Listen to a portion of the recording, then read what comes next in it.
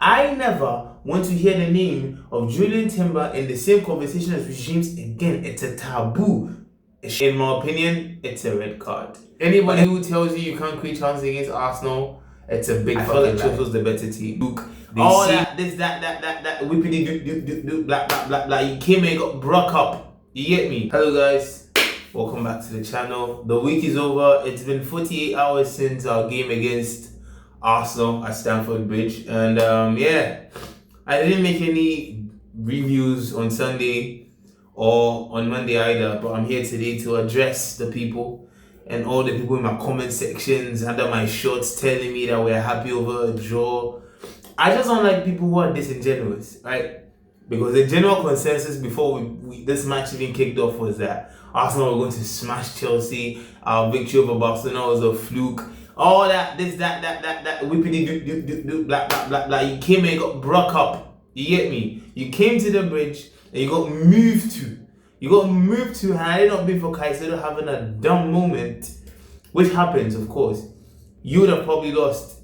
And then here comes where my problem lies at Chelsea. The ifs, the buts, and the maybes, where when we have an opponent by the neck and we're strangling him, we don't just kill it. Like, we always wait for them to get some air. You get me? Sometimes you just need to finish the damn job. And that's what we never do when it comes to Arsenal. And that's my problem. But welcome to the channel if you just heard the 1 minute rant I just did there. I'm meant to give you an honest opinion about the game. For those who follow the channel, new to the channel, welcome. I'm going to try and keep this short because I go off board a lot. So if you're now coming here and you like my content, I'm very sorry because I tend to go off topic a lot. So I'm going to try my best today to stay on topic. Chelsea versus Arsenal. It was a game largely dominated by Chelsea. In the first few minutes before the red card came in, I felt like Chelsea was the better team. They seemed to be more ready for the game, if you understand what I'm saying. They came into the match with intensity. They came in to win their duels. When I lose a duel, I am upset. They came in to win their duels and not win any. They tried their hardest to not give Arsenal a sniff.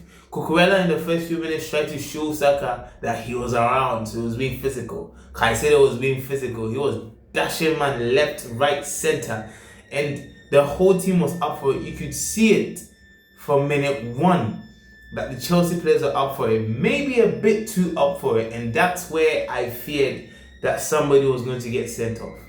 I could see from minute one when I tuned into the game that, if we don't calm down, somebody might get sent off. And it happened, right? But let's just talk about the game before we get to the sending off. Because we had chances. Anybody who tells you you can't create chances against Arsenal, it's a big fucking lie. And I know I have to take into account that they are missing both of their centre backs, but they also have to. Nobody has been taking into account that Chelsea's missing their best centre back. No one cared. No one cared that we've lost Cole Palmer. Everybody, when talking about Chelsea, says Chelsea is not a serious enough team. There's inconsistencies. No one cares that we're missing players. All they see, they generalize it and then they speak about us like we don't hear it. So I'm about to do the same thing. I'm going to generalize Arsenal. Let's put all the injuries aside because we all have injuries. We're all missing important players. Let's talk about what happened on the day. You get me? I don't want to hear there's no Gabriel, no Saliba thing, so we couldn't build from the back. This that's BS. That's hot BS. Let's just stick to the game. Chelsea were the better side for 38 minutes. Should have scored probably 2 or 3 goals. Estevao was blazing the ball into Rosette. He had a chance at the edge of the box that dropped to him and he got too excited. It was like his first time. He was too excited to open up things and he just ballooned it out of Stamford Bridge. Do you know how hard it is to kick a ball out of Stamford Bridge? And Estevao managed to do it. Crazy to me. And then João Pedro gets a chance because Hensipe slips, and me as a striker, I'm pulling the trigger. He tries to be a little too technical, tries to take on, and even when he pulls the ball back, there's a pass on to Estevao, which still doesn't make it. Just multiple missed opportunities. They're not clear-cut chances for us to score. It's not like somebody missed a 1v1 or anything, but there were chances we could have made bigger that we didn't, alright?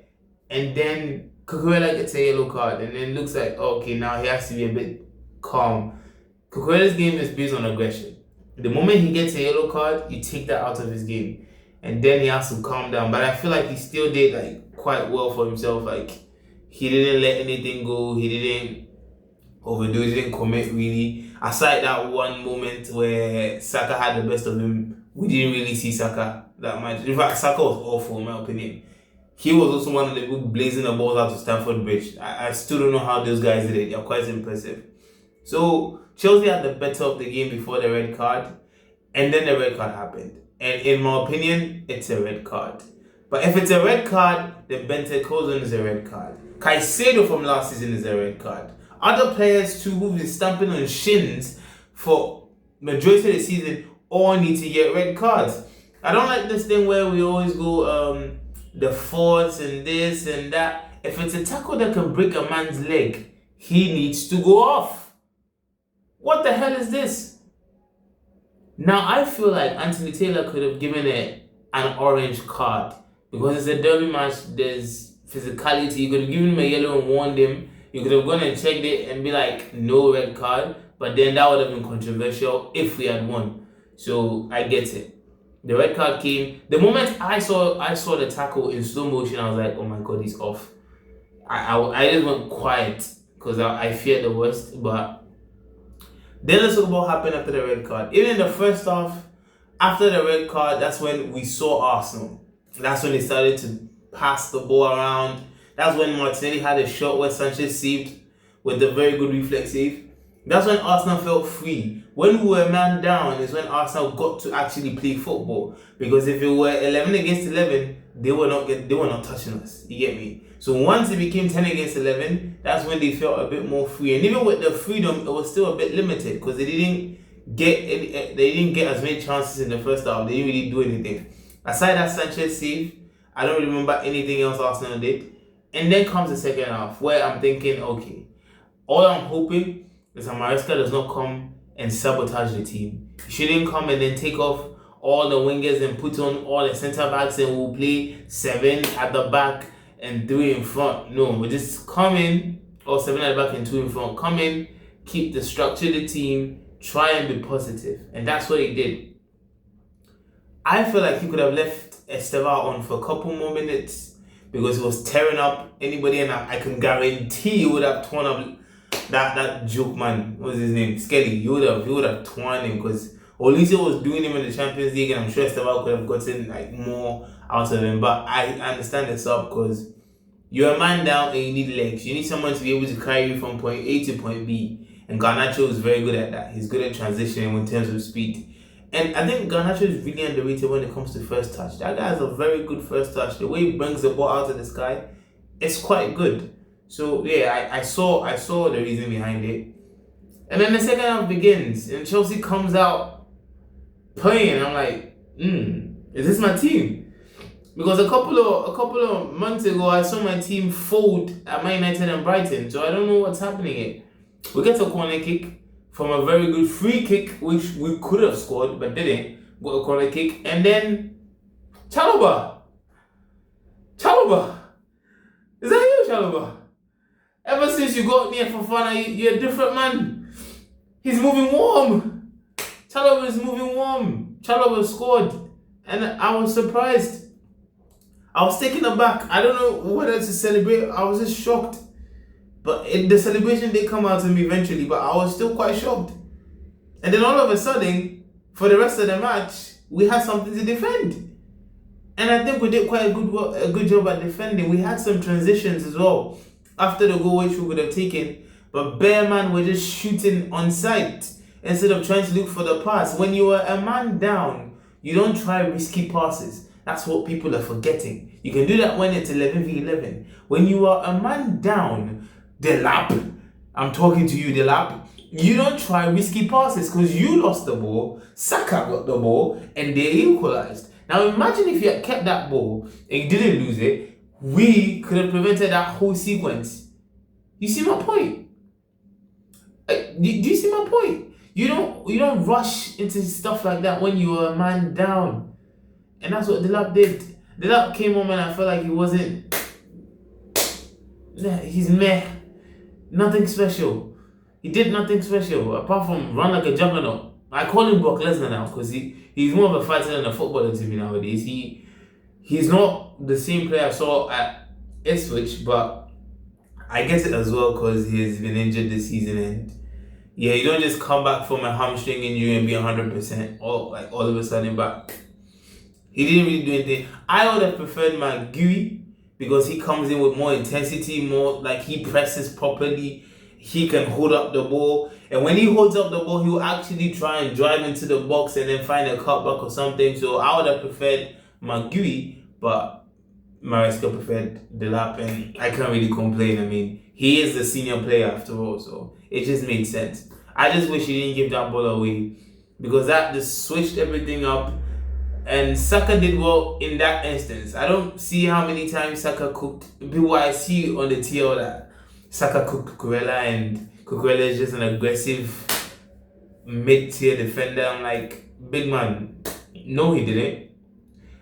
There were two instances. The goal is one where he beats him at the byline and then he crosses the ball back. And secondly, I'll get to the goal. And then the first one is when he took him like near the middle and he just stepped over the ball, turned around. I was like, oh damn, he didn't there. Those are the only two times I saw Saka actually get the best of Cucurella. Aside that, he handled him properly on a yellow card. So I don't know what man them are talking about. But for the goal that Arsenal scored, I have a problem. Chalobah has a disease. He's giving me cock energy where he likes to watch the action. He doesn't want to indulge. That's what he's giving me. He's giving me cock energy, and I don't like it because I don't know why your left back is defending and you're trying to help him defend, but you're not actually covering the space. You are blocking behind the man. Big man, it's not a mirror thing. Like, this is not a mirage thing. It's not a mirror. It's not a reflection thing. You get me? It's football. If one person is here, you block the other side. You went in, engaged, pulled Fofana with you because his partner is leaving him, leaving space behind Fofana, leaving Merino and Madueke open at the back post. Now Gusto is one man. The man is not tall already. Now you want him to defend two players. Make him make sense. You get me? So Chalobah, that was not needed. He didn't do a good job there. I think that was his biggest fault of the game. The cock thing has to stop. And Fofana too got drawn in as well, and then leaving Merino open. And yeah, he scored. I thought Sanchez could have come in, you know what, like, but then imagine if he comes out, tries to claim it, doesn't get it, makes a fool of himself. So it happens. Then Arsenal got the goal, and then you'll be like, oh shit, 50 something minute here. Arsenal might win. And then Reece James turned into the best midfielder in the league. You see this whole hype about Caicedo Rice. Nah, man, you need to start talking about Reece James, a world-class player in two positions. I never want to hear the name of Julian Timber in the same conversation as Reece James again. It's a taboo. It shouldn't happen. It's the whole Torreira Kante debate again. It's meaningless. It's baseless. In a couple of years' time, we're going to look back. We're going to see where Reece James is, and we're going to see your man Timber, and we're going to be like, yeah, this was dumb to begin with. You get me? Like, Timber's size is Gusto and that man. Like, let's show some decorum. Let's have some respect out here. You get me? Like, respect the people you have to respect. You get me? Don't do this whole Reece James Timber thing. I'm done with that one. But then Reece James started to ball out, controlling the whole midfield, which included Rice, by the way. And yeah, we were able to ride a luck. There were periods in the game, even after the equalizer, I felt like we could have won. Neto went on some runs, and instead of passing the ball, decided to be selfish. We built up nicely, and Gusto had a horrid cross. Like, he's never crossed the ball before. That's how Timber crosses, by the way. And I'm like, bruh, what are you doing? But all in all, it was a disappointing result for me because I felt like this is the time we're supposed to beat Arsenal. I've seen some Arsenal legends coming out saying Chelsea will never have a better chance to beat Arsenal again and blah blah blah. Nigga, anytime you pull up to the bridge, you guys are shaky. We always move to you. You always act like you've not played football before. For some weird reason, anytime anybody meets or meets Chelsea, it's like, That's the worst game of their season. It's not. We're just that good. We don't get the credit, but we're that good. We make everyone look shit. And we will link you. We will link you at Etihad. No. Etihad is City. We will link you at Emirates. We'll meet there. We'll be there. Get me? We'll be there. But on Sunday's game, it was a fair result. We worked hard. The players showed a lot of resilience. They fought, and then they got a point out of it. Now, the last thing I have to say before I leave, the Arsenal fans, they are making it look like you respected us in the beginning. You're all fools. I'm not even mixing words. This whole gaslighting thing you guys are doing, I've never seen in my life. How do you tell me you're going to whoop me, you're going to beat me, you're going to disgrace me, you're going to do this, that, molest me, do this, that, pause. You're going to do all that to me. Come to my house, we start, you're losing, I go a man down, and now obviously it should be easier because you already told me you beat me with 11-11, and now I have 10. You managed to not win, look ordinary even though we have 10 men, and then come around and try and spin the situation like we lost something and you guys needed to catch up to us and you guys need to do this. No, you are failures. You are a failure. You failed. You came with a mission and you couldn't succeed. End the story. We're not doing this whole you needed it more, I needed it more. That's all garbage. You failed. Accept it and let's keep it stepping. So that when we meet at the Emirates, we can run it back and we can finish the story. Don't be hypocrites. Big man thing. Don't be hypocrites. You get me? That's what I have to say. To the Arsenal fans, don't be hypocrites. You failed. Stop gaslighting. Let's move on.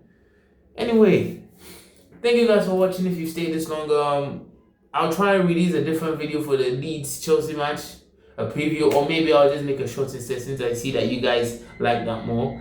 Thank you for watching, and I'll see you guys again. Like, comment, subscribe, and let's engage. Let's build a little family. Arsenal fans are welcome, even though I don't like you guys. City fans are welcome, even though I don't like you guys. Everybody's welcome. But just know that this is a Chelsea channel.